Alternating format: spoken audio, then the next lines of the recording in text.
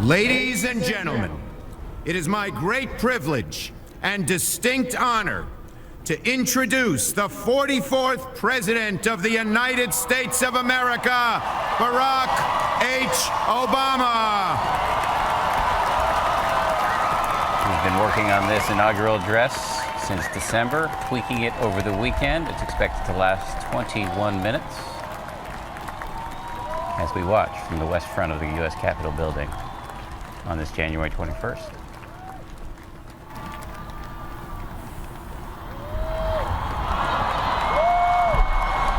Thank you.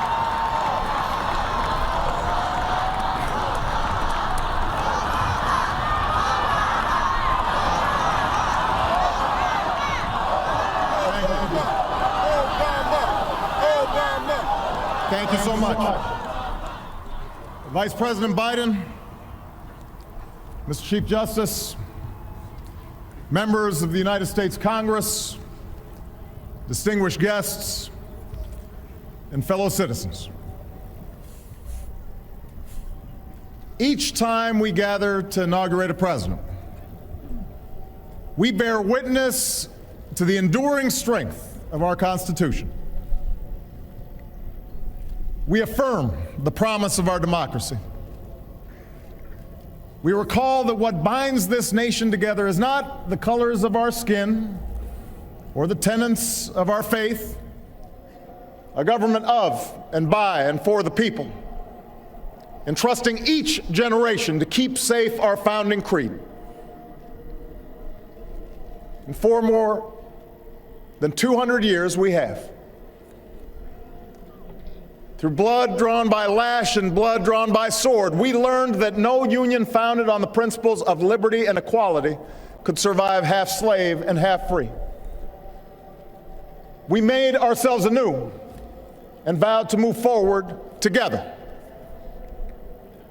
Together, we determined that a modern economy requires railroads and highways to speed travel and commerce, schools and colleges to train our workers.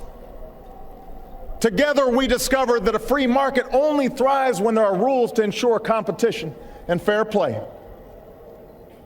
Together, we resolved that a great nation must care for the vulnerable and protect its people from life's worst hazards and misfortune. Through it all, we have never relinquished our skepticism of central authority, nor have we succumbed to the fiction that all society's ills can be cured through government alone. Our celebration of initiative and enterprise, our insistence on hard work and personal responsibility, these are constants in our character. But we have always understood that when times change, so must we. That fidelity to our founding principles requires new responses to new challenges. That preserving our individual freedoms ultimately requires collective action. For the American people can no more meet the demands of today's world by acting alone than American soldiers could have met the forces of fascism or communism with muskets and militias. No single person can train all the math and science teachers we'll need to equip our children for the future, or build the roads and networks and research labs that will bring new jobs and businesses to our shores. Now, more than ever, we must do these things together as one nation and one people.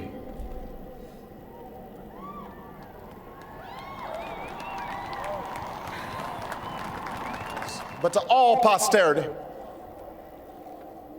we will respond to the threat of climate change, knowing that the failure to do so would betray our children and future generations.